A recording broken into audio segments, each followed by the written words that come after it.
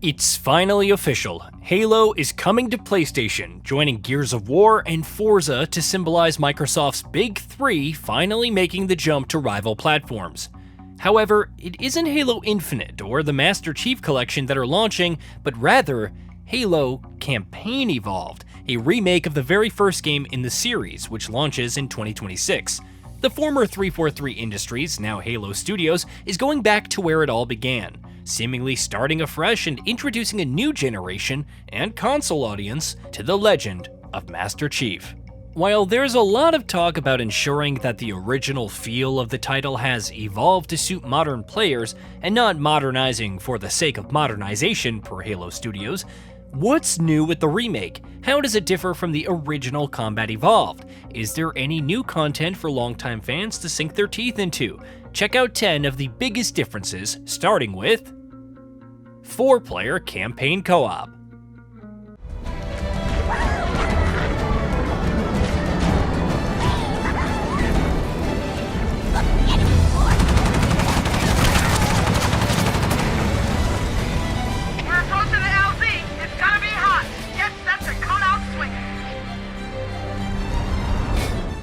Co-op returns for the campaign, and you can sit down to play it in split screen via couch co-op, unless Halo Studios pulls another Infinite at the last minute.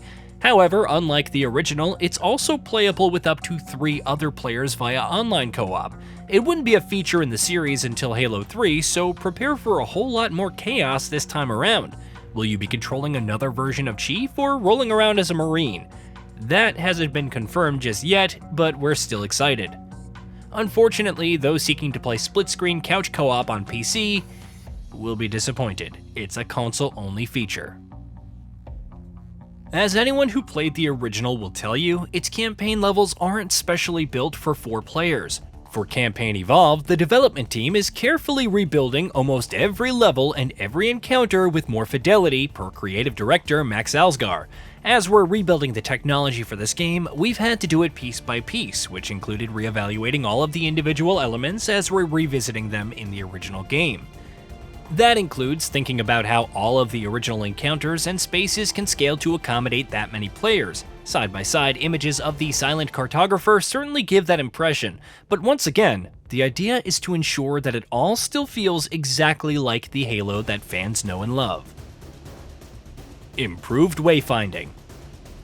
One feature that should provide some relief to fans of the original and help reduce frustrations for new players is the improved pathfinding. Those who played the library level in the campaign will doubtless remember how easy it was to get lost. Campaign Evolved is changing that with new voice lines for Guilty Spark, which also serve to offer more narrative insight. Halo Studios is reevaluating the pacing of the level while diversifying the encounters and improving the environmental storytelling aspects. Sprinting. Gameplay-wise, there's talk of improved precision when aiming and more refined controls, but one of the biggest changes is sprinting. That's right, the Chief can now hightail into or away from battle with increased speed. It's funny considering how it started as an armor ability to equip in Halo Reach before becoming the default in Halo 4. Of course, for those who prefer the more methodical experience of Combat Evolved, just as they remember it, you could turn it off. New weapons. Chief, Bravo 22 was bringing us some heavy weapons. After I saw we were up against hunters, I thought you could use them.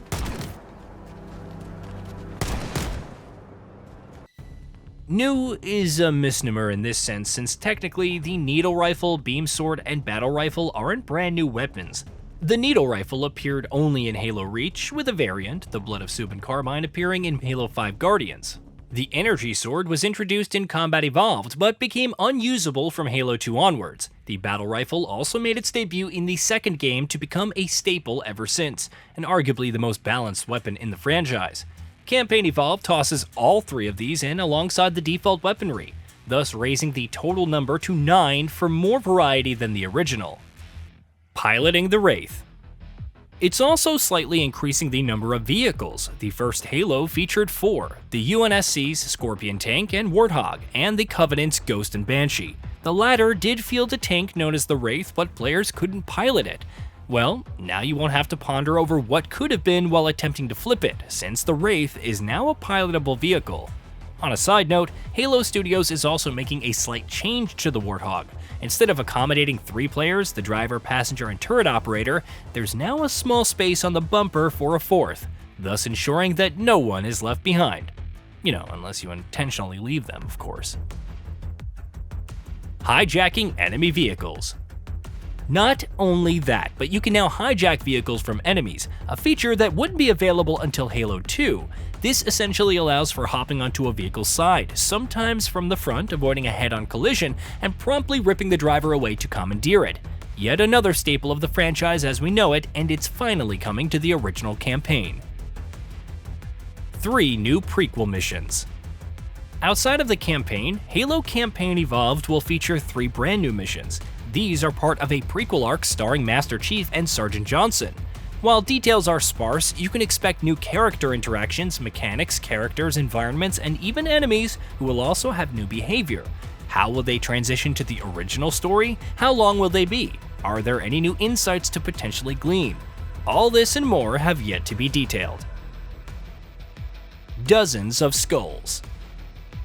Skulls are another element that would be introduced in Halo 2 with Combat Evolved Anniversary retroactively adding them in, but only if you played with the enhanced visuals. Halo Campaign Evolved includes them for the express purpose of changing the campaign in different challenging ways, including randomized weapons. But that's not all. The remake offers the largest number of skulls in the franchise, numbering in the dozens. Such is the challenge they bring to the game that Halo Studios doesn't believe completing a lasso run, which is playing the campaign on Legendary with all skulls enabled, is possible.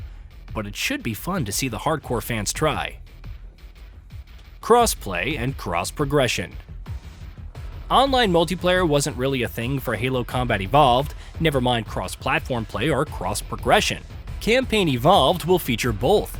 Not only can Xbox and PC players finally team up to tackle the first game's campaign, but they can do so with PS5 players. Another interesting tidbit is community director Brian Jarrett stating that Halo would be on PlayStation going forward, so this is only really the start for the franchise. No competitive multiplayer. Halo Studios didn't say anything about competitive multiplayer, as if the name Campaign Evolved wasn't a dead giveaway, and a somewhat awkward element given that it was announced at Halo WCS. Unless, once again, it's planning a sneaky reveal for the same sometime down the road. Is it possible that one of those other Halo projects in development is a free-to-play multiplayer title that links up to the remake in some way? Sure, but for all intents and purposes, the remake doesn't offer it. Hey, did you know that we at GamingBolt upload new videos every day? Stick around, drop a like, subscribe, and hit that bell.